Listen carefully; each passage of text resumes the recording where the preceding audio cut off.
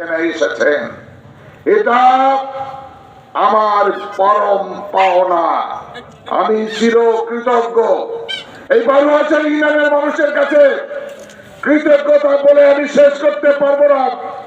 আমি যেদিন আওয়ামী লীগের পিরিয়ডে উপজেলা ইলেকশনে দাঁড়িয়েছিলাম, বিএনপির প্রার্থী হিসাবে আমি 3টি ইউনিয়নে সর্বোচ্চ ভোট পেয়েছিলাম। তার মধ্যে বালুয়াছড়ি ইউনিয়ন একটি, মাধাইনগর ইউনিয়ন একটি এবং নওগাঁ ইউনিয়ন একটি।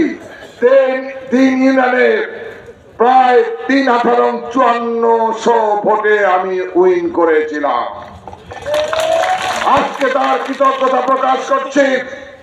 2014 সালে আপনাদের ভোটে এই উপজেলায় আমি চেয়ারম্যান নির্বাচিত হয়েছিলাম 1650 ভোটে। তৎকালীন আওয়ামী লীগের কারসাজিতে, নাসিম সাহেবের ষড়যন্ত্রে, তারাশের অনেক নেতৃবৃন্দের ষড়যন্ত্রে আপনাদের দেয়া উপজেলা চেয়ারম্যানকে তারা পরিবর্তন করে আরেকজনকে দিয়েছিল। আপনাদের প্রিয় চেয়ারম্যান ভোটে নির্বাচিত হয়ে চেয়ারম্যানই করতে পারে নাই। কিন্তু যিনি চেয়ারম্যান হয়েছিলেন আমার চেয়ে বয়সে 10 বছরের ছোট। বলতে হয় না আল্লাহ মাফ করে দেখ, ওনাকে সুস্থ করে তোলো। ব্যাহত জিনিস কিন্তু টেকে না। আল্লাহ ছাড় দেয় কিন্তু কাউকে ছেড়ে দেয় না।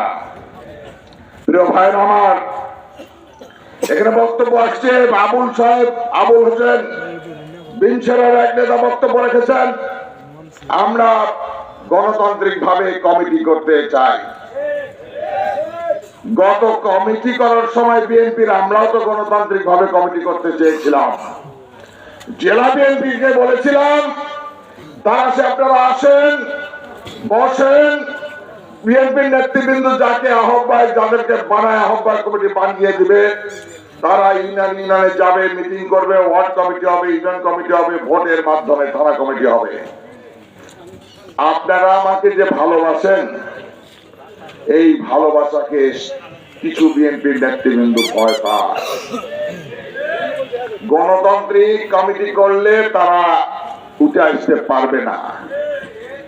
এই জন্য সাবেক এমপি আব্দুল মান্নান তালুকদারের বাড়িতে বসে কমিটি করেছিল। সেই কমিটি তো এখন চলতেছে। কয়েকদিন আছে এই কমিটির বয়স আমি জানি না, ওরা জানে।